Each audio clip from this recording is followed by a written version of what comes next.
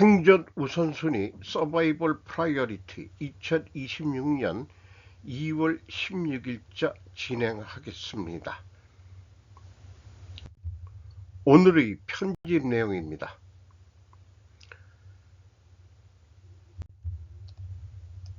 원자재 슈퍼사이클 시작, 귀금속 대신 비철금속, 가로 열고 아연, 요건 제가 넣습니다. 부각.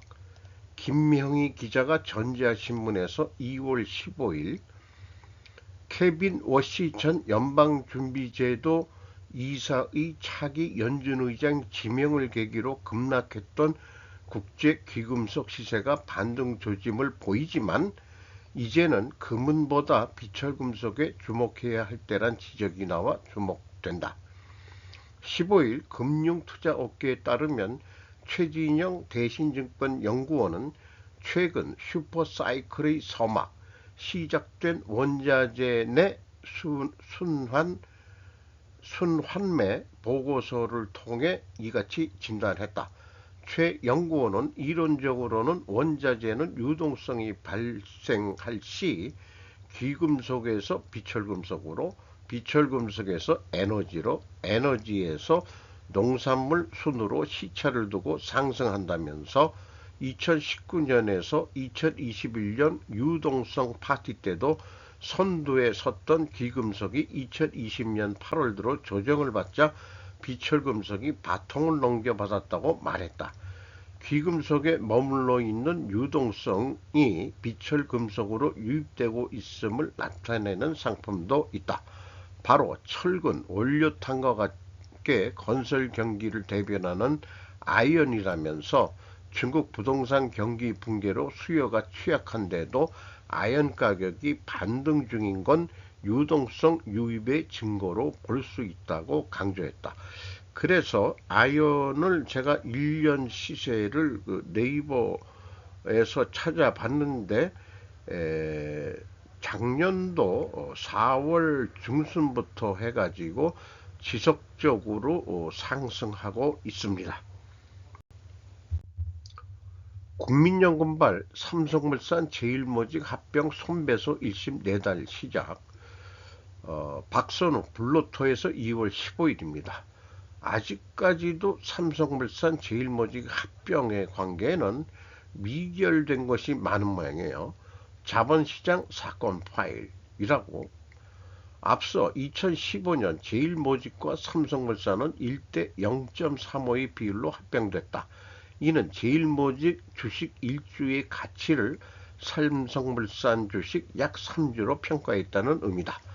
당시 삼성물산 지분 11.21%를 보유한 대주주였던 국민연금은 제일모직 가치는 시장 평가보다 높게, 삼성물산 가치는 낮게 평가돼 손해를 봤다는 입장이다. 손해배상 청구 소송의 소멸시효는 피해가 발생한 날로부터 10년이다. 합병이 의결된 주주총회를 기준으로 하면 소멸시효는 2025년 7월이다. 이에 국민연금은 소멸시효 만료를 10개월 앞둔 2024년 9월 소송을 제기했다. 이와 별개로 삼성물산 소액주주 32인이 합병으로 손해를 입었다고 주장하며 이 회장 등을 상대로 제기한 손해배상 청구 소송 1심도 서울중앙지법에서 진행 중이다. 이달 19일로 선고기일이 잡혔다가 변론이 재개됐다. 이것은 지난해 2월 3일 서울 고법에서 열린 삼성물산 제일모직 부당합병, 또 삼성 바이오로직스 분식회계 의혹 항소심 재판에서 무죄 판결을 받고 나오는 이재명 삼성전자 회장을 의 사진을 참고적으로 게재를 했네요. 그때 이제 그 합병 당시 박근혜 언니가 압력을 좀 줬다는 설도 있죠. 그리고 삼성물산의 우호주 지분이 KCC에서 많이 가지고 있습니다. 국민연금도 그때는 찬성을 했는데 그거는 정치적인 거고, 국민연금 자체 내에서는 정권도 바뀌고 해가지고 손해배상을 청구하는 소송을 낸 모양이네요.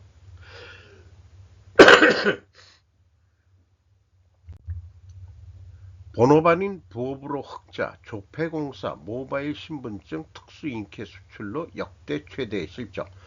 최원정 조선비즈에서 2월 15일 집회 동전 신분증 만들어 돈 벌던 조폐공사, 코로나 때 적자 전환, 현금 안 쓰고 여권 발행 줄었고 모바일 신분증 특수 잉크 수출로 역대급 흑자를 냈다. 예술형 주화 발행에 수익원 다변화할 것. 현금 누가 써요? 집회 찍어 돈 벌던 조폐공사의 위기. 집회 위변조 기술 이용한 모바일 신분증 보안 잉크 사업 효자. 다음 먹거리는 예술형 조화. 성창훈 한국조폐공사 사장은 재정경제부와 한국은행 등 관계부처와 예술형 주화 도입 방안을 협의 중이라며 올해 안에 예술형 주화를 발행하는 것이 목표라고 밝혔다. 이어 성 사장은 단순한 화폐 제조기관을 넘어 ICT, 핀테크와 문화사업을 결합한 조폐 산업을 이끄는 기업이 되는 것이 목표라며 디지털 신분증과 문화 콘텐츠 사업을 비롯해 스테이블 코인 등으로 사업 영역을 확장해 새로운 성장 동력을 만들어 가겠다고 의지를 밝혔답니다. 한국조폐공사 매출 영업이익 추이가 이렇게 나와 있네요. 회색은 매출액이고 2025년에 6,395억 원이고 영업이익은 187억 원으로 영업이익률은 뭐 그렇게 높은 상태는 아니네요. 중국 춘절 시작 해외 인기 1위는 서울. 일본에 갈 수 없으니까 한국. 단체 손님은 무비자 도항도 순풍. 나카지마 메구미가 2월 15일 일본 언론에서 보도한 내용입니다. 2월 15일 중국의 춘절 연휴가 시작됐다. 올해는 23일까지 9일 연휴, 과거 최다가 되는 총계 9.5억 명이 귀성이나 해외여행 등에서 민족 대이동한다. 중국 언론에 따르면 해외여행지 인기 1위는 서울, 이어 방콕, 싱가포르 순이었으며 일본은 톱10에서 밀려났다. 한국에서는 공항이나 관광지에 새빨간 춘절 장식물을 다는 등 환영 분위기가 감돌고 있다. 한국관광공사에 따르면 올해 춘절 기간 중 한국을 찾는 중국인 고객은 하루 평균 19만 명으로 지난해에 비해 44%나 증가할 전망이다. 한국에서는 중국인 고객을 맞이하기 위해 각지에서 중국 알리페이, 위챗페이 등의 결제 기능을 갖추거나 중국인을 위한 중국어 안내를 강화하고 있다. 가장 인기 있는 곳은 수도인 서울이지만 휴양지인 제주도, 부산 등도 인기다. 또 지난해 9월 말부터 중국인 단체 손님의 한국 방문은 15일까지 무비자 여행이 가능해진 것도 크다. 올해 6월까지 한시적인 조치지만 이들이 훈풍으로 춘절 서울은 중국인 관광객들로 붐빌 것으로 보인다.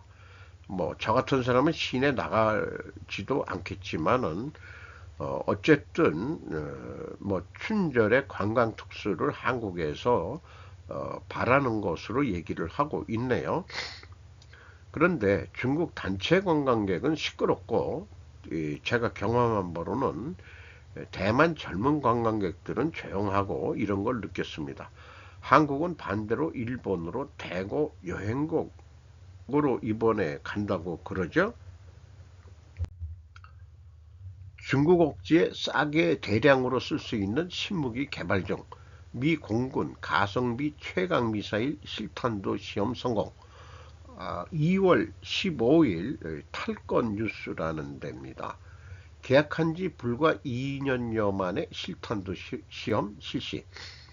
미 공군은 2026년 1월 30일 현재 개발 중인 신형 순항 미사일인 사거리 연신형 공격 탄약 이 램의 탄도 실험을 플로리다주 에글린 시험 훈련장에서 실시했다고 밝혔습니다. ERM은 미 공군이 개발 중인 장사정 스탠드 오프 순항 미사일로 사거리 약 450km, 비상 속도는 700km/h 이상으로 알려져 있습니다. 유도는 GPS 위성 위치 확인 시스템에 의해 이루어지며 무기 명중 정밀도를 나타내는 반수필 중계는 10m로 있습니다. ERM은 큰 특징은 저렴하고 신속하게 취득 가능한 유도탄을 목표로 하고 있다는 점입니다. 그러나 2022년 이후 계속되고 있는 우크라이나 전쟁에서는 이러한 종류의 미사일을 대량 생산하는 능력이 중요함이 드러났고, 중국과의 군사적 대립이 심화되면서 이러한 저렴하고 대량 생산이 가능한 유도 무기의 수요가 더욱 높아졌습니다. 또한 2025년에는 ERM을 우크라이나에 공유하기로 결정되었으며 최대 3,300여 발의 ERM이 향후 공유될 전망이라고 했습니다. 이게 목표물의 수직으로 떨어져 가지고 폭발하는 장면을 시험 장면을 소개를 했네요. 미중 디커플링의 경정, 중국 외교장관 뮌헨 회의서 연설. 2월 15일 로이터 일본판입니다. 왕이 중국 외교부장은 14일 뮌헨 안보회의에서 연설하면서 미국이 중국과 거리를 둘 것을 요구하는 반사적인 호소에 경종을 울렸다. 미국 측에서 최근 몇 가지 긍정적인 징후가 보인다며 일부 미국의 목소리가 양국 관계를 해치고 있다고 주장했다. 왕 씨는 13일 루비오 미 국무장관과 회담, 트럼프 대통령은 4월에 중국을 방문할 예정이다. 구민은 서플라이 체인의 중요한 부분에 대해 중국의 의존도가 높아지고 있는 것을 경계해 의존도를 저감해야 한다는 소리가 넓게 오르고 있다. 왕 씨는 미국의 일부 사람들이 모든 수단을 강구해 중국을 공격해 중상하고 있다라고 말한 다음 양국 관계에는 두 가지 전망이 있다고 해설. 첫 번째 전망으로 이건 미국이 중국을 합리적으로 객관적으로 이해해 전향적이고 현실적인 대중정책을 취하는 것을 들었다. 또 다른 전망은 중국으로부터의 디커플링을 요구해 공급망을 끊고 순수하게 감정적이고 반사적인 방식으로 모든 면에서 중국에 반대하는 것이라고 말했다. 일부 인사들이 대만을 중국에서 분리시키려고 중국의 레드라인을 짓밟고 있다고 경고하며 미중 분쟁으로 몰고 갈 가능성이 매우 높다고 말했다. 이런 거를 봐서 왕이 씨도 여러 번 얘기를 했지만은 안보 회의에 중국이 저는 왜 참석하는지는 모르겠습니다만은 다가오는 미중 전쟁의 느낌이 있고요. 디커플링은 그 시작이 되었는데 경종은 무슨 경종이냐? 이렇게 생각이 들어가네요. 월액 15만행에서 22만행 집세 대폭 인상의 권혹, 법적 대책 향후 전망은 2월 15일 야후뉴스 특집입니다. 일본판. 대폭적인 가격 인상을 통지받았을 때 차주에게는 어떤 대책이 있는 것인가? 임대료 인상을 제시받은 당사자와 부동산 관계자, 법적 대책에 정통한 변호사 등을 취재했다. 갱신 직전에 갑작스러운 가격 인상 통고. 작년 12월 도쿄 이타바시구에 사는 회사원의 미야시타 가오리 씨, 가명 41세에게 부동산 관리 회사로부터 계약갱신 연락이 있었다. 미야시타 씨가 단신으로 사는 것은 근처역으로부터 도보 10분의 원룸 맨션. 지은 지 20년 정도로 집세는 7만 3천엔, 관리비 포함. 살기 시작한 지 8년이다. 봉을 열고 눈을 의심했다. 갱신 후의 집세는 8만 3천엔으로 되어 있었기 때문이다. 1만엔의 증액, 약 14%의 증가였다. 이 계제 임대료와 반향 임대료의 간극이 악어의 입처럼 벌어지고 있다. 임대인이 요구하는 거, 24만 8,669엔행, 임차인이 요구하는 선은 18만 41eng, 이렇게 지금 2025년도에 크게 벌어졌다는 얘기죠. 즉 임차자 측은 2~3% 정도의 가격 인상폭밖에 상정하고 있지 않지만 대출자 측은 전년 동월비로 14에서 17% 가까이 상승한 가격을 제시하고 있다. 최근 1년 사이에 이토록 집세가 상승하고 있는 이유는 무엇일까? 전단에 있는 것은 고물가다. 고물가와 계약 형태나 금리 변화가 요인이다. 2022년 2월 러시아에 의한 우크라이나 침공 그리고 코로나화의 수습 등에 수반하는 수요 증가로 세계 각지에서 인플레이션이 발생. 일본도 코로나19 사태 수습 이후 수입자재 인력 부족에 따른 인건비 급등 등으로 급격하게 고물가가 진행됐다. 그것이 임대 시장에도 영향을 미쳤다. 예를 들어 아파트 관리인 인건비를 비롯해 자재, 수선비, 광열비 등도 오르면서 임대관리 비용 전반이 오르고 있습니다. 덧붙여 요즘은 두 개의 요소가 임대료 상승에 관계하고 있다고 나카야마 씨는 말한다. 하나는 계약 형태의 변화다. 정기 전세 계약은 2000년 법 개정으로 제도화된 것으로 원래는 전금 등으로 단기간 빌려주고 싶은 경우에도 계약 종료 시 반환해주는 보증이 없는 것 등의 피해를 해소하는 것이 목적이었다. 그러나 현재는 임대료 인상에 이용되고 있는 것이다. 또 하나 영향을 주고 있는 것이 금리의 상승이다. 일본은행의 2차원 완화가 마무리되면서 2024년부터 서서히 정책금리가 오르기 시작했다. 그에 따라 각 은행의 금리도 올라옴으로써 부동산의 오너 측에 영향이 나타나기 시작했다고 나카야마 씨는 말한다. 변동금리형 부동산 대출로 갖고 있는 임대아파트 소유주 중에는 금리가 오르면서 상환액이 늘어난 사람도 있을 겁니다. 어느 정도 가격을 올리지 않으면 임대 경영을 유지하기가 어렵게 돼 있습니다. 하지만 당연하게도 임차인에게 있어서는 인상은 받아들이기가 어렵다. 월 15만행에서 22만행 약 1.5배 난감. 회사원 이토 겐타시 가명 55세는 도내의 성남 에리어에 있는 2LDK 방에서 부부 2명이서 살고 있다. 사철에서 가장 가까운 역까지 도보로 7분, 터미널역에서 전철로 약 10분이면 도착하는 좋은 입지다. 임대료는 약 15만행으로 인근에 비해 저렴한 가격이었다. 상승하는 임대료로 이사갈 곳을 선택하는 것도 고민이다. 사와다 씨는 향후 아이가 생기는 것 등에도 생각해 단독주택의 구입을 생각하고 있었다.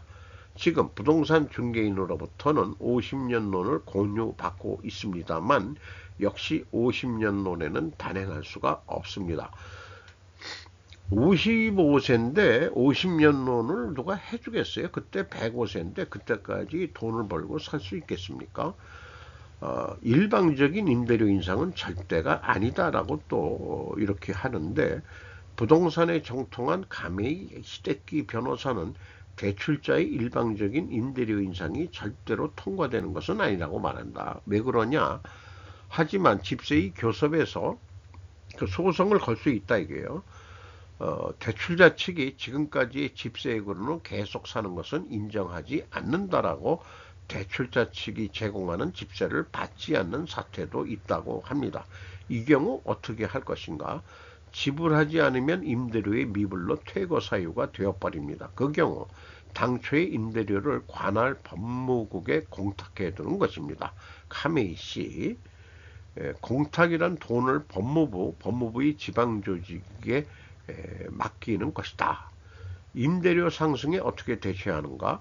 전출의 나카야마 씨는 시야를 넓히는 것이 중요하다고 말한다. 그중 하나는 터미널역에서 조금 벗어나서 생각하는 것이라고 한다.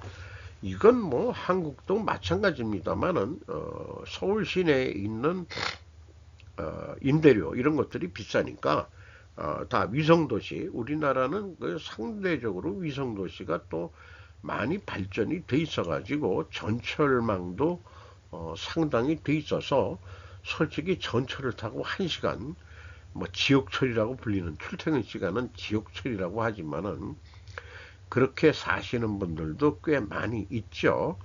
지금 우리 서울 시내 임대료가 많이 올랐는지 어떻는지 모르지만 생계형 임대업자한테 얘기하면 그렇게 많이 올리기도 어렵다. 많이 올리면은 변두리인데 올 사람이 또 없다. 뭐 이런 얘기도 있고 그렇습니다. 뭐 어쨌든 다 오르네요. 임대료도 오르고 일본은 특히 또 좀 비싸가지고 22만 원이면 우리나라 돈으로 그냥 200만 원으로 치면은 방 두 칸짜리를 200만 원 내면은 도대체 월급을 얼마나 받아야 되는 건지, 물론 여기에 아파트 관리비가 들어가 있다고는 얘기는 하고 있습니다만은 일본은 개별적으로 하는 게 아니고 임대 사업자가 아니고 생계형 임대업이라고 하더라도 다 부동산 관리 회사가 그 계약을 하고 그렇게 하는 것으로 되어 있다고 하죠. 다른 나라가 아닌 미국인들은 2025년에 트럼프의 관세를 납부했습니다라는 제목으로 다니엘 드 빛의 USA 투데이 2월 16일 보도 내용입니다. 장문의 글인데 제가 간략하게 그냥 요약을 했습니다. 만약에 트럼프가 관세를 올리면은 그러면은 소비자 물가 상승과 인플레이션이 일어난다. 왜냐하면 수입업자가 관세를 소비자 가격에 전가하기 때문이다. 전가라는 것이 우리는 좀 부정적인 의미입니다만은 여기에는 패스 스루라고 이제 영문을 제가 찾아봤습니다. 우리는 그 판매 가격에 반영한다는 용어들을 좀 우리는 쓰고 있죠. 이 수입업자가 관세를 소비자 가격에 전가한다는 것이 근본 원인이 되면은 미국 수입 물량은 감소할 것이고 또는 상대국 수출업자가 가격을 할인해서 계속 팔라고 할 것입니다. 왜냐하면 우리나라나 중국같이 제조업 국가들은 미국에 수출을 안 하고는 경제가 돌아갈 수가 없으니까 어떻게든 관세 인상하겠다 그러면 그거를 해결하려고 지금 한국도 그렇고 일본도 그렇고 관세 협상에 의해서 몇천억 달러나 투자하기로 그렇게 트럼프하고 합의를 하고 또 제대로 빨리빨리 이행하라고 해가지고 25%또 협박까지 다시 받고 있는데 그렇습니다. 뉴욕 연방준비은행의 새로운 보고서에 따르면 미국 소비자와 기업은 2025년 말까지 도널드 트럼프 대통령의 관세 비용의 거의 90%를 부담했습니다. 초당파적인 세금재단의 2월 6일 보고서에 따르면 트럼프 관세는 2025년 가구당 $1,000의 세금 인상에 해당합니다. 2026년에는 가구당 $1,300를 더 지불할 것으로 예상됩니다. 트럼프는 1월 30일 월스트리트 저널 기고문에서 데이터에 따르면 관세 부담, 즉 발생이 미국산이 아닌 대기업을 포함한 외국 생산자와 중개인에게 압도적으로 감소했다고 주장을 반복했습니다. 2월 12일에 발표된 뉴욕 연준 연구에 따르면 그렇지 않다고 합니다. 이렇게 되면은 우리 비유를 해보면은 우리 한국의 이 잼은 트럼프가 이렇게 얘기했다니까 가짜 뉴스를 양산하느냐, SNS에 이런 거를 올리면은 기고문 그렇게 얘기할지 궁금하네요. 관세로 인해 많은 수입 품목의 가격이 상승했습니다는 게 결론입니다.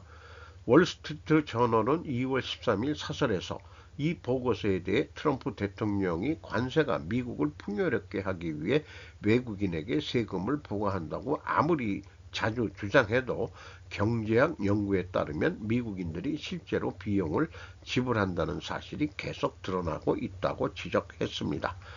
국가경제연구국의 11월 논문에 따르면 2025년 말까지는 관세는 미국 인플레이션의 약 0.7%포인트 상승했습니다.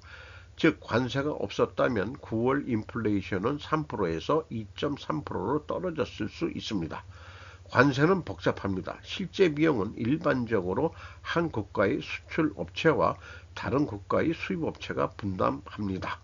알고 보니 대부분의 수출업체들은 트럼프의 관세에 대응하여 가격을 크게 낮추지 않았습니다.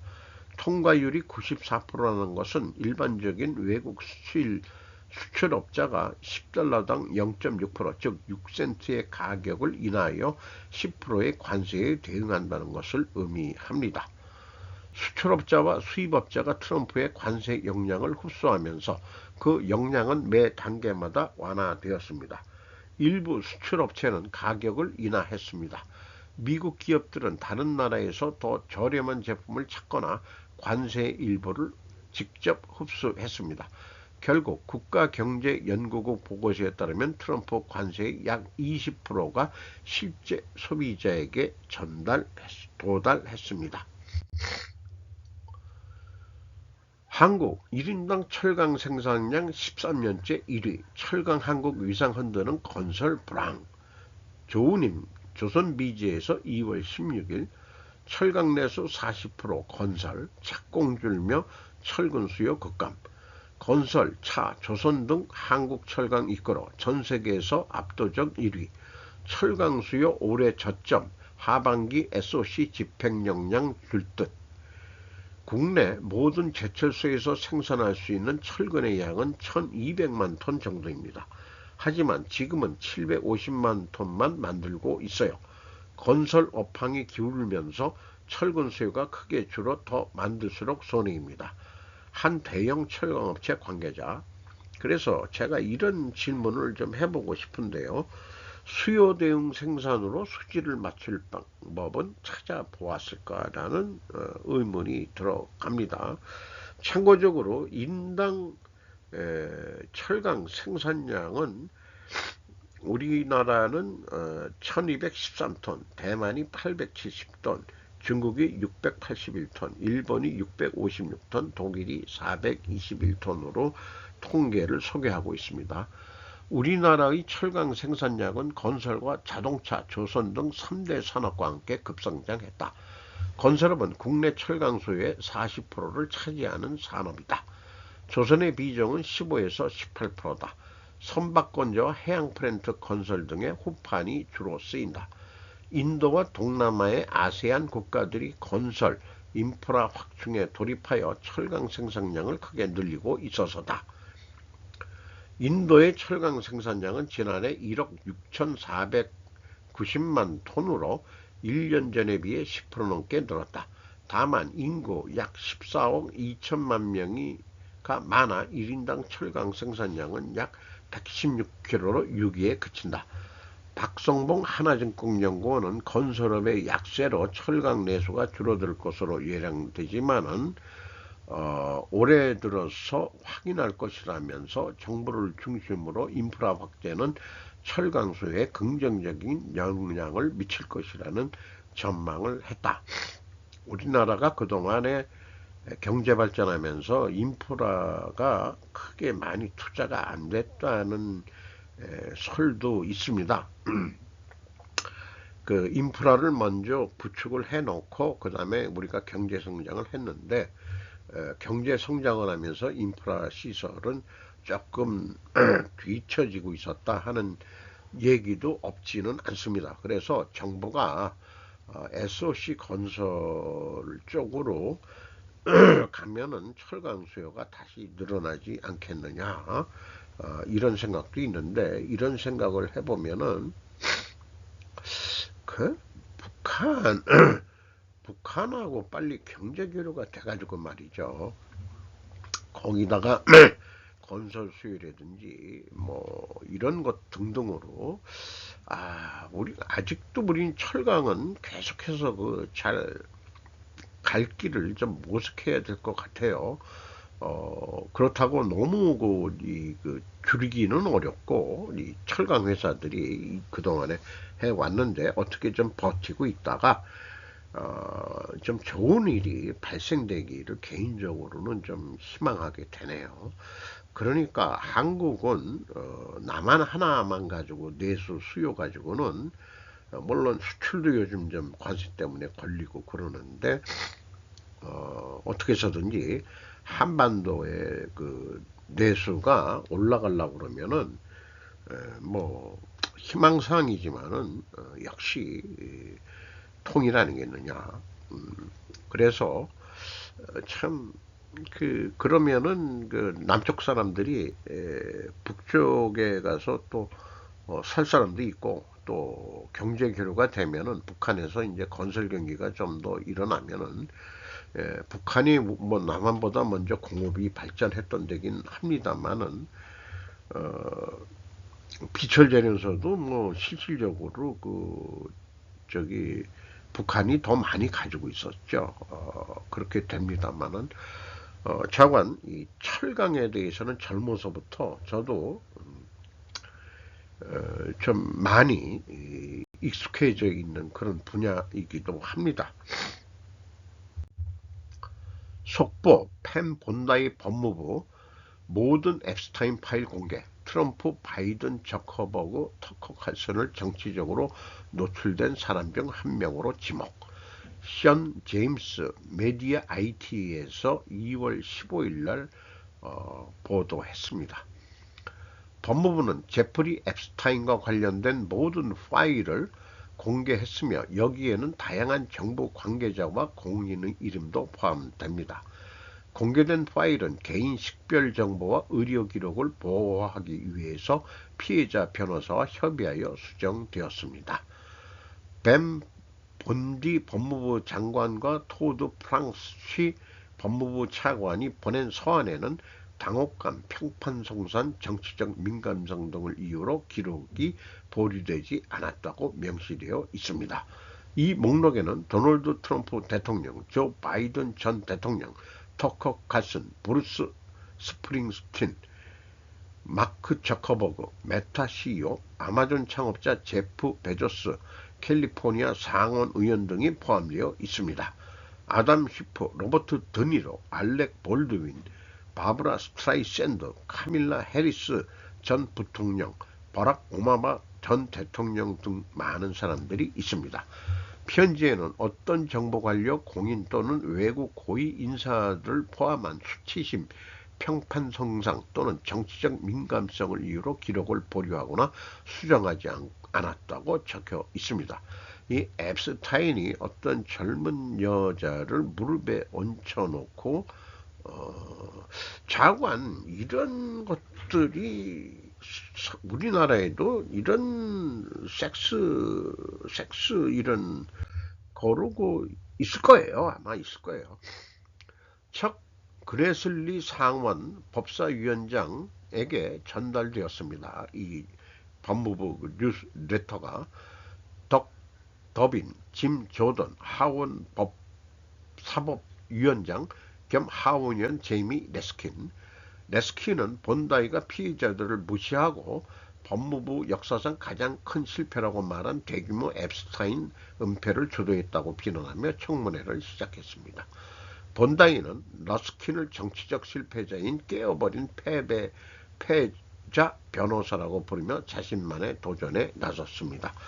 토요일 서한은 또한 법무부가 1월 말 앱스타인에게 대한 350만 개의 파일을 공개한 이후 나온 것입니다. 파일이 아니고 350만 페이지라고 제가 들었는데요. 봤었는데 트럼프는 기자들에게 이 파일들이 자신의 잘못을 절대적으로 해소한다고 말했고 트럼프가 2006년 플로리다 경찰에 감사를 표하고 맥스웰을 악랄하게 집중하라고 지시한 FBI 문서도 포함되어 있다고 말했습니다. 걔네들하고 만나봤는데 걔네들 좀 나쁜 애들이야. 자기는 그렇게 했었다 그런 얘기예요.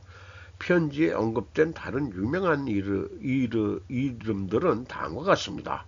마시, 조지 크루니, 플로리다 주지사 론 드산티스, 제러드 큐슈너, 하원의원 하킴 제프리, 앨런 머스크, 마이크 펜스 전 부통령, 제이비 프리커츠 일리노이 주지사, 캘리포니아 하원의원, 에릭 소아웰, 제이디 벤스 부통령, 마르코 루비오 국무장관, 빌 클린턴 전 대통령, 에릭 홀더 전 법무장관.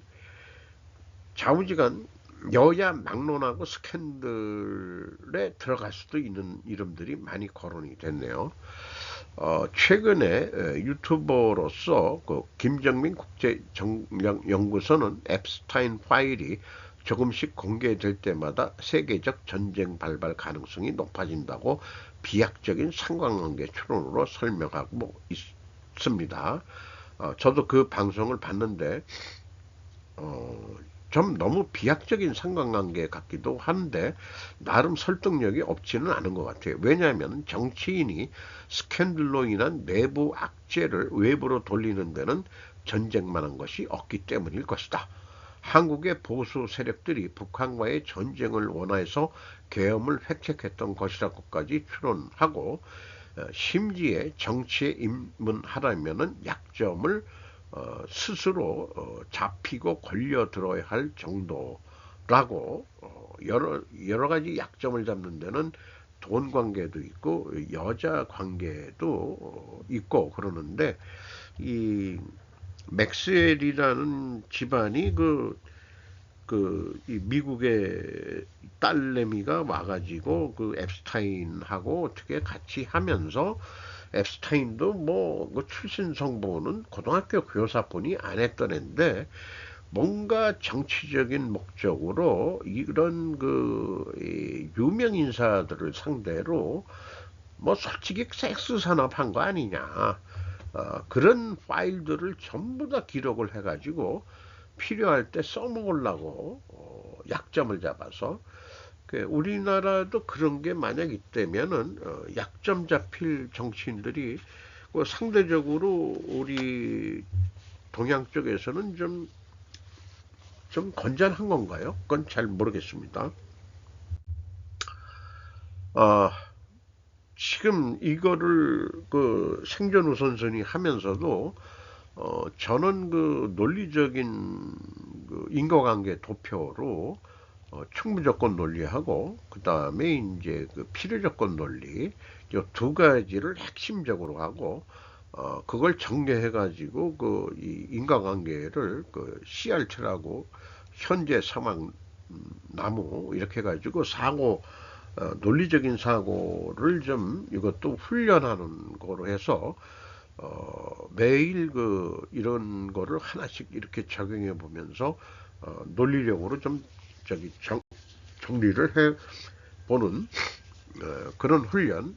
그러면은 또 치매도 안 걸리지 않을까 그런 생각을 하고 있습니다. 어, 그리고 이것도 다시 또 말씀드리면 어떤 사실관계를 확인하는데 일반 사회 인문학적으로는 상관관계들로 많이 접근들을 하시는데 이 제 개인적인 방송은 어떻게든 인과관계로 과학적인 사고방식으로 우리가 해야 미래인이 될 수 있지 않겠냐 그렇게 생각을 합니다. 오늘도 좋은 하루 되시기 바랍니다.